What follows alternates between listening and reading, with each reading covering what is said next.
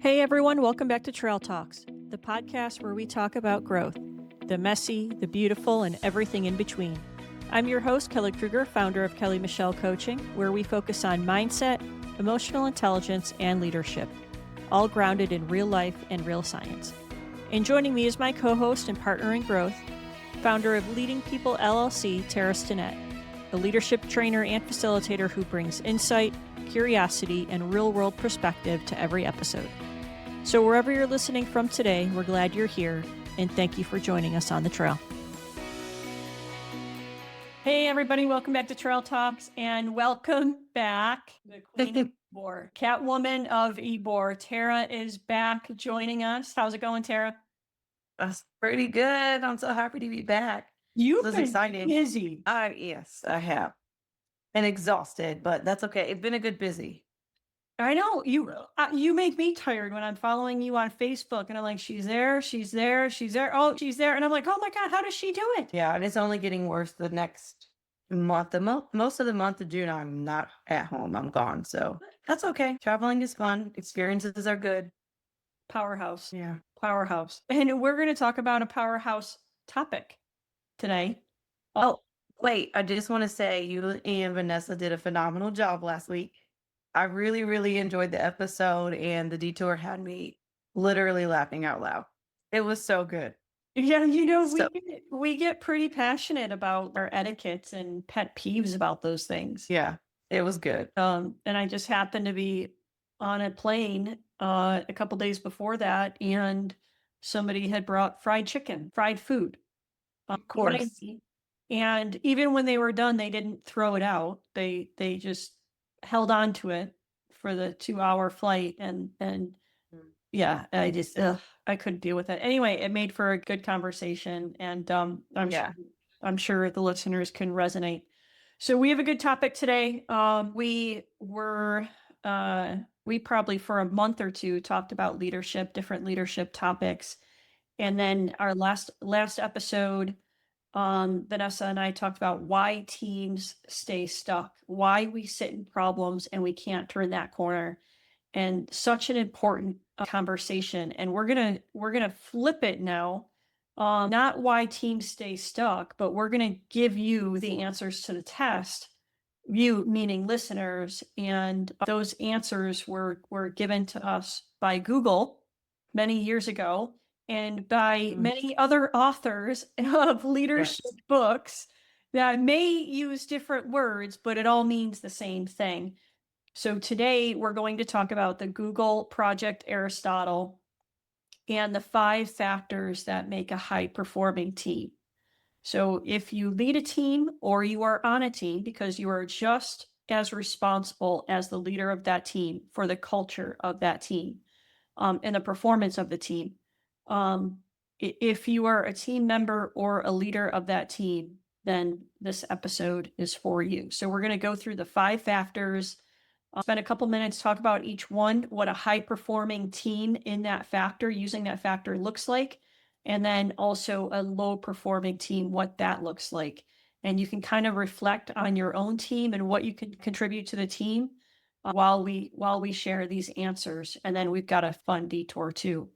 I don't remember when Google Project Aristotle started, but the first time I heard about it was 2 years ago. And I was taking the EI, emotional intelligence course, to get certified through, and I forgot her name, Susan something, but it was the EI Coach is her company, great company, the EI Coach, and you get certified through her in multi-health systems.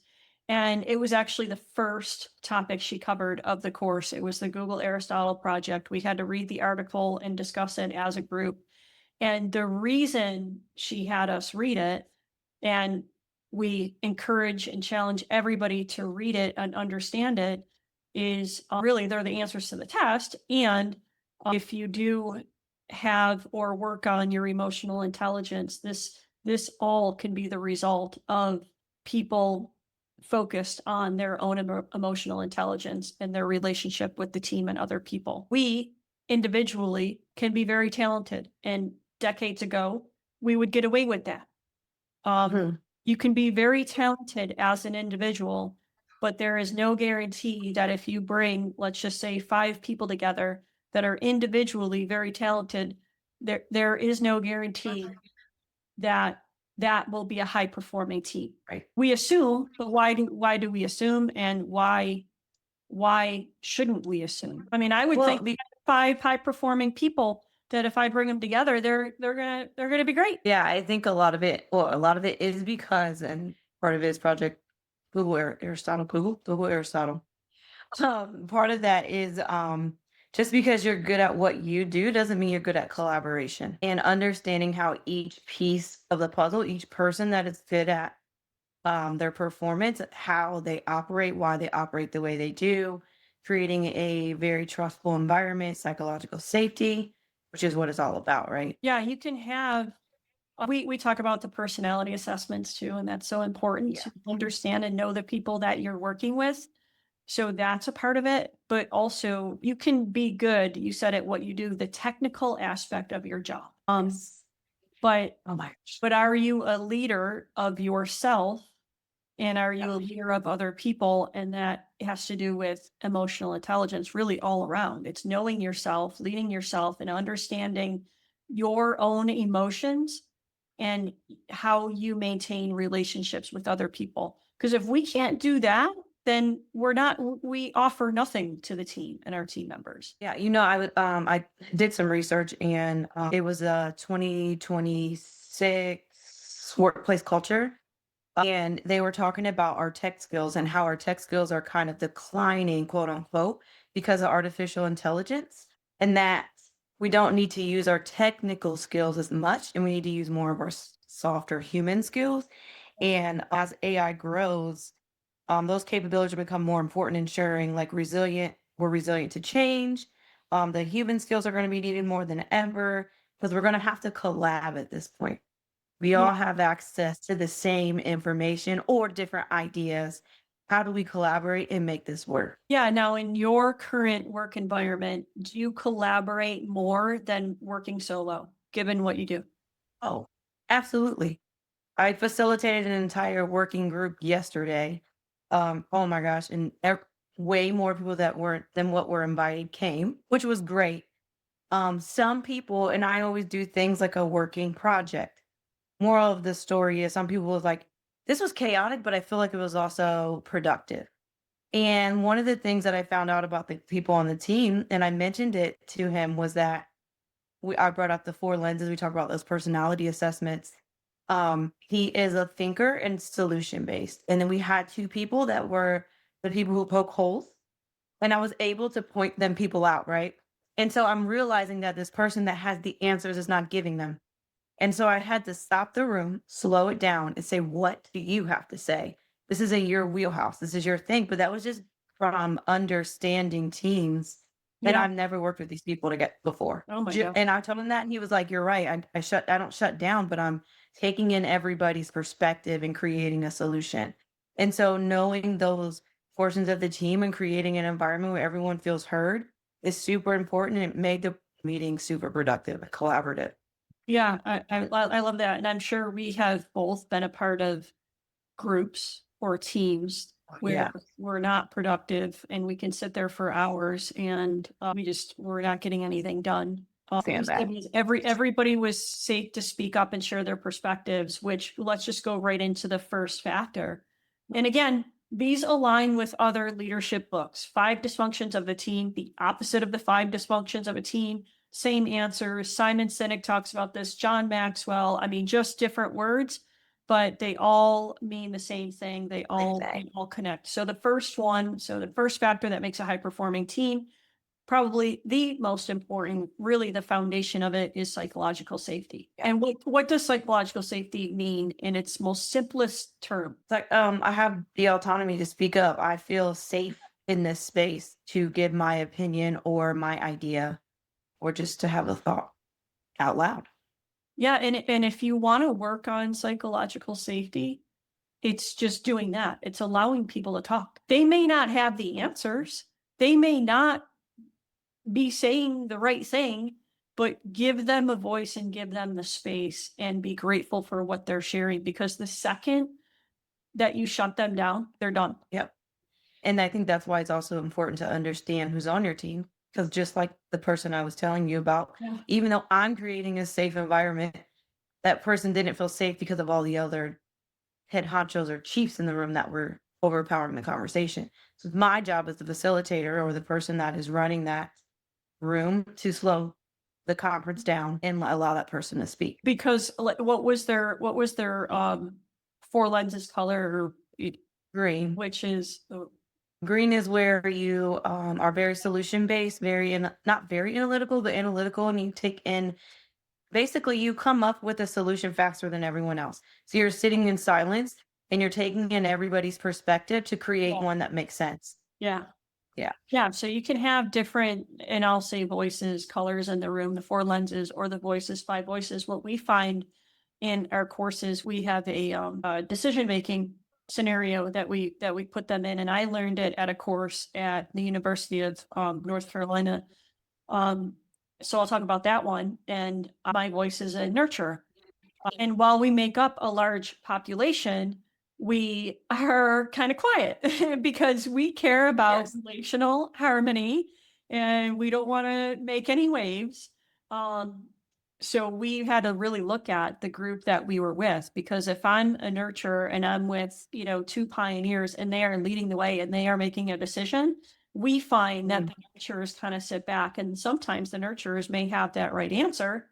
Um, but they're just gonna go along with the flow because they don't wanna cause any tension, with the team. So it's so interesting, like, to know the personalities of the people on your team and why they're speaking up, why they're not, and for those nurturers, or I don't know, maybe the blues for the 4 lenses, because the blues are the Yeah. relational Yep. people. Yeah, Yep. you may need to ask them what they think. Like, Yes. And I'm sorry, go ahead. no, I have somebody on my team and I always ask them because they may not speak up all the time. And I always say, what do you think? What do you think about this? Just share. And then also, just don't be afraid to say, hey, what am I missing here? Yeah. Yeah, and I will say that I love the five voices. I think that's one of my favorite assessments that I've taken and it's so simplified. But the four lenses in this situation came in, I mean, they're both Yeah. personality type assessments. Yep. But because I didn't know those people in the room, I wasn't able to use the five voices, but I was able to use the four lenses Yeah. because it was more surface level. Like if I was in a team with you or in a room with you, I would know that you're a nurturer because I know you. But I Mhm. didn't know these people that Yeah. well. I mean, yeah. They But and they anyways, correlate and they correlate the they 4 do. 4 lenses. Like if I were to say blue, then that's probably a nurture and a connector. I don't know. Anyway, so psychological safety, allowing people to speak up. They want to feel safe. You can disagree and disagreements are fine, but it's just feeling safe to take risks without fear of embarrassment, fear of punishment, fear that you're going to get shut down. Ask people what they think, ask for their perspectives, even if it's not what you're looking for, if it's not the solution, still ask them, give them a voice. So, what this looks like on a team, if you have a high performing team, the leader or somebody could say, hey, I think we're missing something here. We'd like to hear from everybody around the table. And somebody would say, Mhm. yeah, I don't fully understand. Can I ask some questions? Just having an open conversation like that. And then a low performing team, and we talked about it in the last episode why teams stay stuck, is there is a problem and we can walk out of that room and the problem is still not solved and everybody just stays quiet.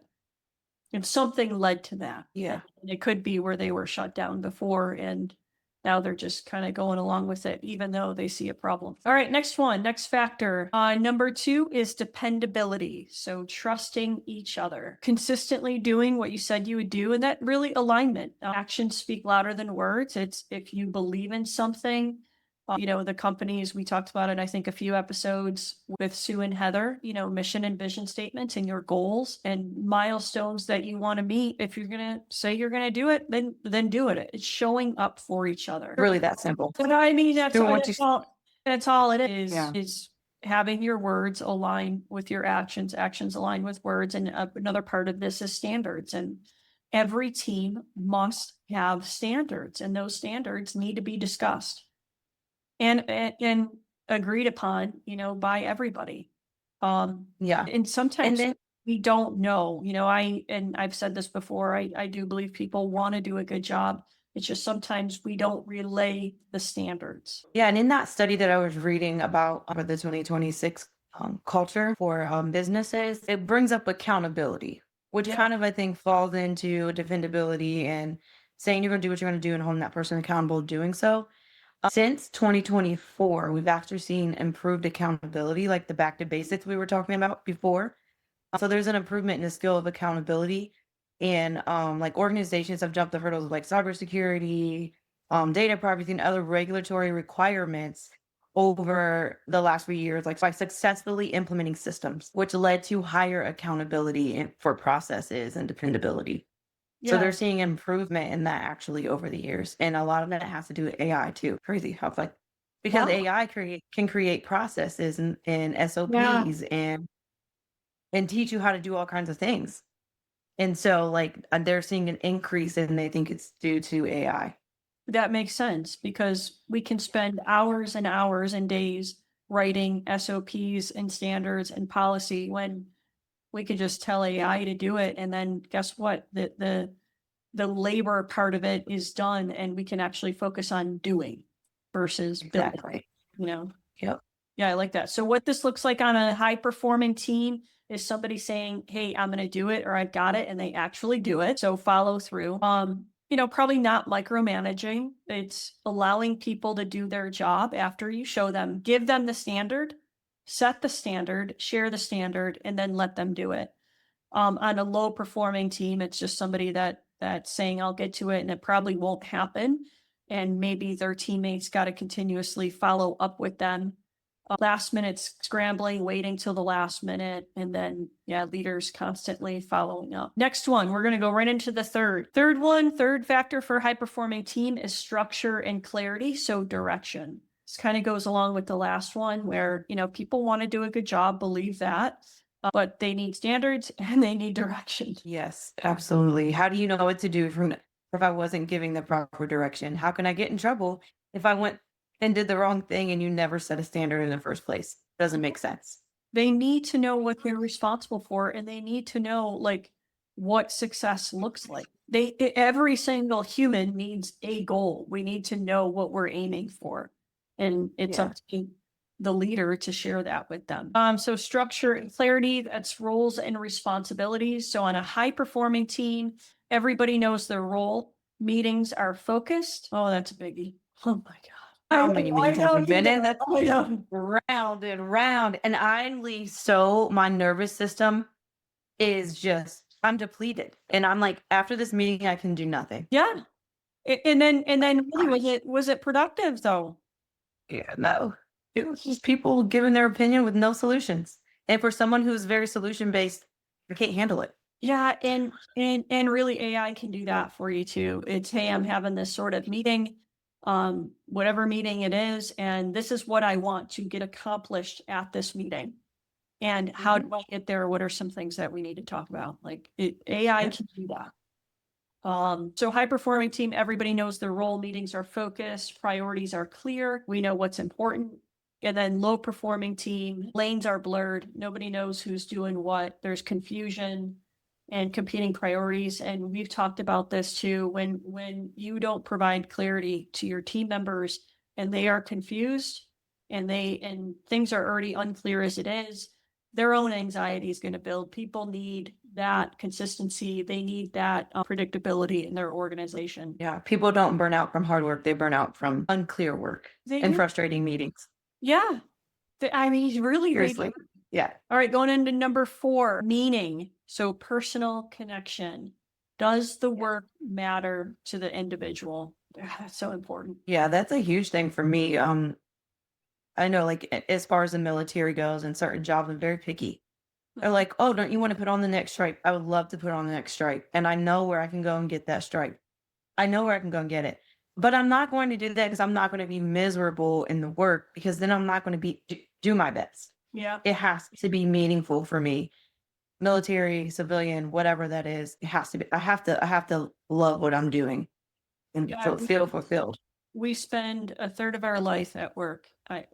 We gotta Yes. love what we do. And honestly, if we, I mean, we both love what we do, so it's not like Mhm. work to us. We love it. Um, Right.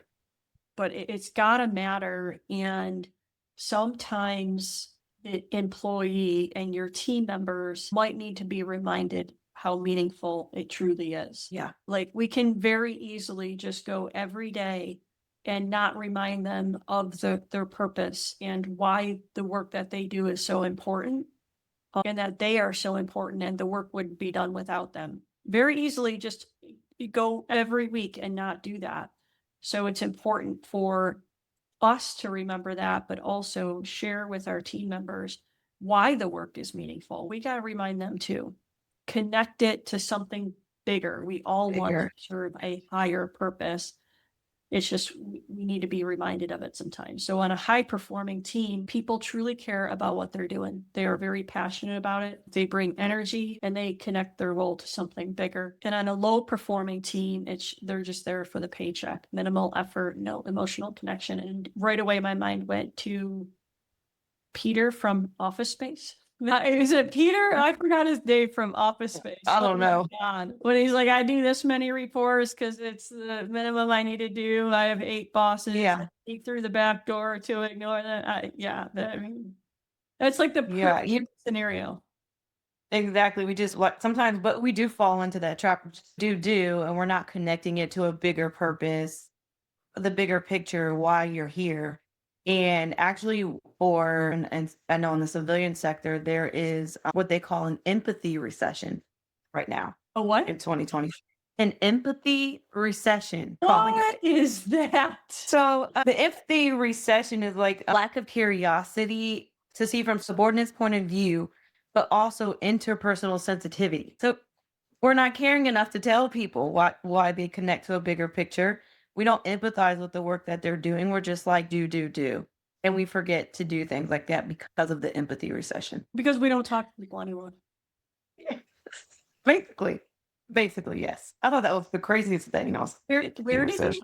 Where did you read that? This is it's called mtrain.com. It's the workplace culture for 2026. It's a report. And they gain just for credibility.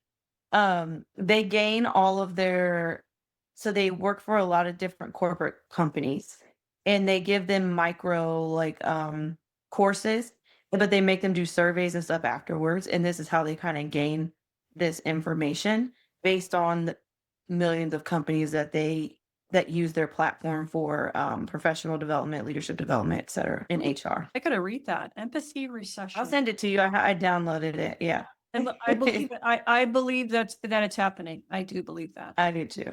Yeah. Crazy. Okay, so that was meaning, and 5 really aligns very closely with meaning, and it's about impact.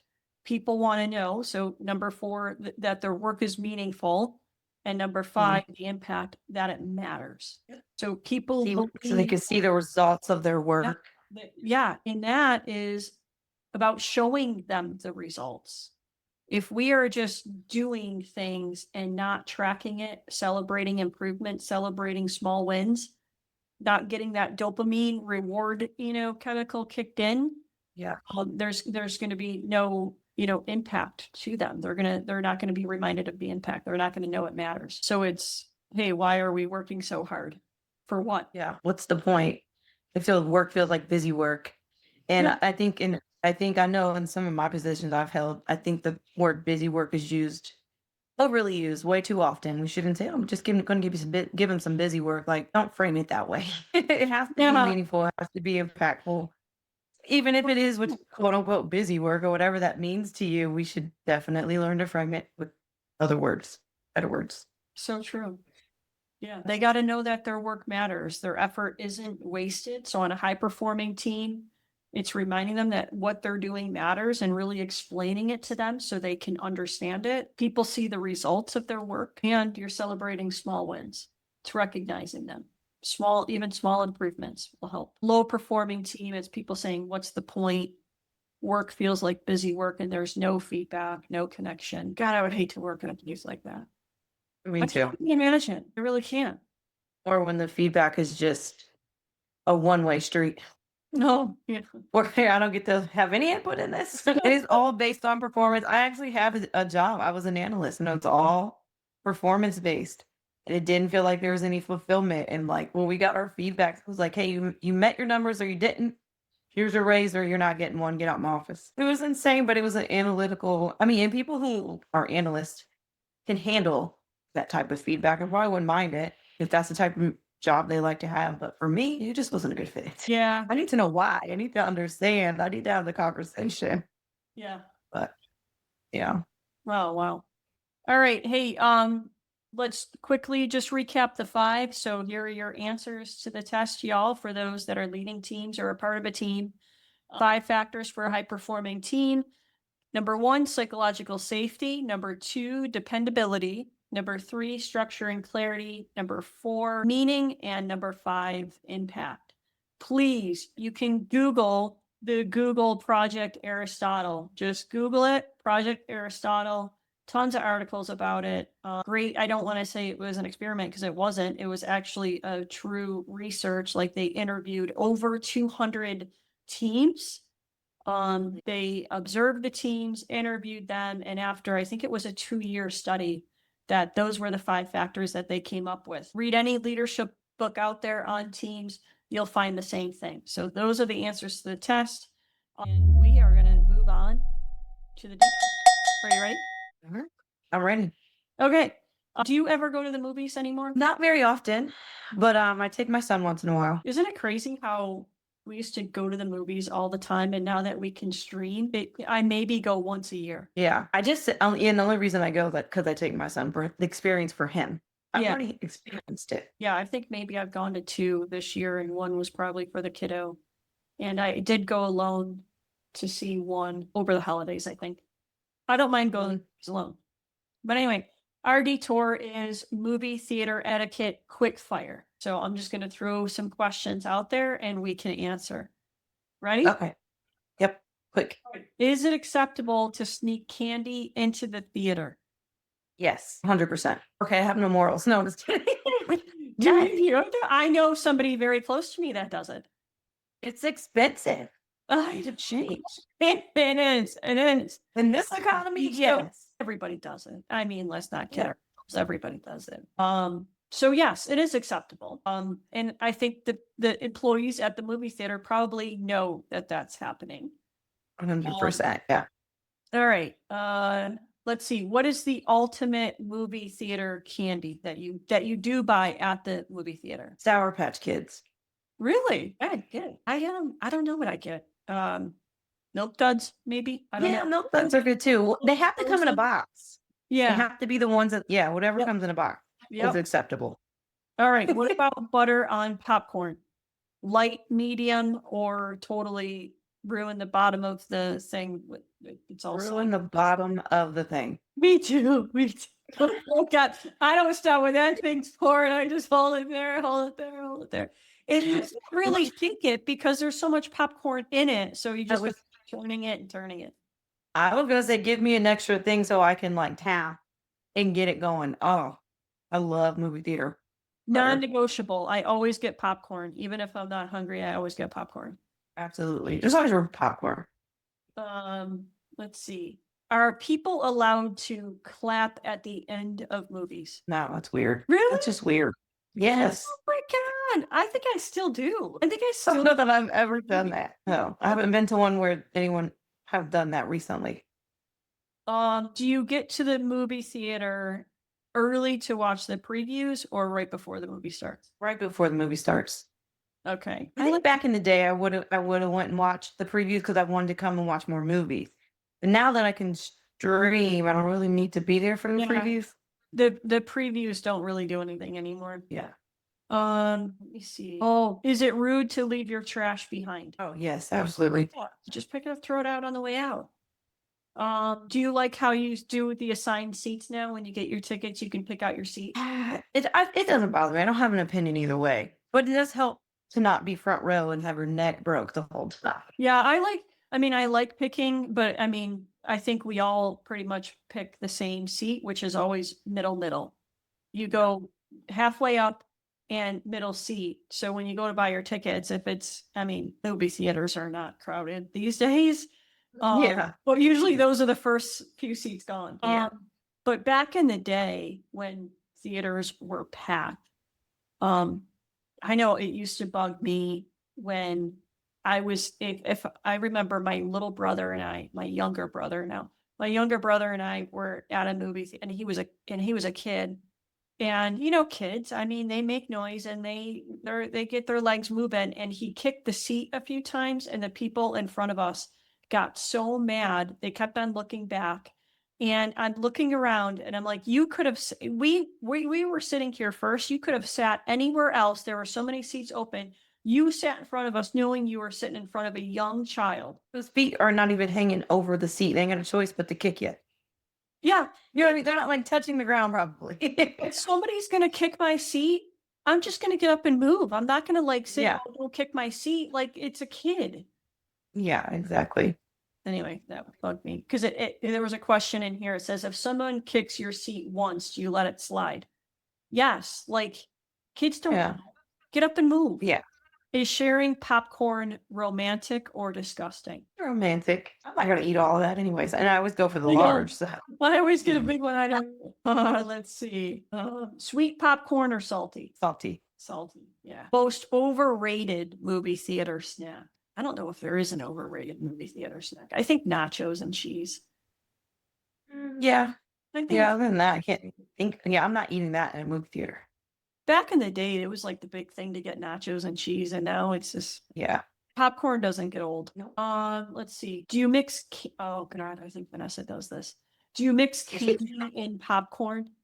She does. I'm like, don't do Ew. it. I mean, I love sweet and salty popcorn, but I don't know about candy and popcorn. What kind of candy is she mixing with it? I don't know. I forgot, but I think she did it once, and I'm like, don't ruin it yet. Don't. I'm not ready yet. It's not ready for your Get your own bag. When you're watching, this is the last one, but this is for a movie theater or on your TV. Do you watch movies with subtitles? Like, do they bug you? They bug me because I can't see the screen. I can only read. Yeah, I can't do both for it some used to reason. bug me, but I don't. I'm just like so used to it. I don't. Yeah, all I can do is read. But I will say the movie theater is tanking. We have a Yeah. guy at my job that owns like 5 of them, and he made tons of money off of them, and now he's like, I can't even freaking sell them. He's like, I'm trying to get rid of them because they're not making any money. We're barely making ends meet. I don't know. It's insane. I don't know how you can make money with all the streaming services. I mean, I don't know how many actors and actresses are really doing big like movie theater movies anymore. And he said a lot of it happened during COVID because they couldn't make movies or they were on a strike or something. And so that had a lot to do with it. What? Yeah. And it just never came afloat again. Poor guy struggling with his movie theater. Yeah. Goodness. Well, I'm happy that I can just sit on my couch and stream Yeah, same. versus getting up and going to a movie theater. I mean, you're still paying money to stream, but you're getting more entertainment out of it. More options. Yeah. Crazy how much it's expanded and how much it's grown. Yeah. All right. Hey, we are going to close this out. There's our movie theater etiquette for those that still go to the movies maybe once every 5 years. Get that popcorn, get all that butter on that popcorn and have some fun. Hey, we're going to close this out. Thank you, Tara, so much for joining me, and you better be back soon. I will be back soon. All right. You got it. All right. Hey, thanks everybody. Thanks for joining us on Trail Talks. We'll see you soon. Thanks. If today's conversation resonated with you, you don't have to walk your journey alone. I offer emotional intelligence assessments with personalized coaching, one-on-one mindset coaching, and leadership development for teams and organizations. You can explore all of that at kellymichellecoaching.com, linked in the show notes. And I'll leave you with this. Awareness is powerful, but support is transformational.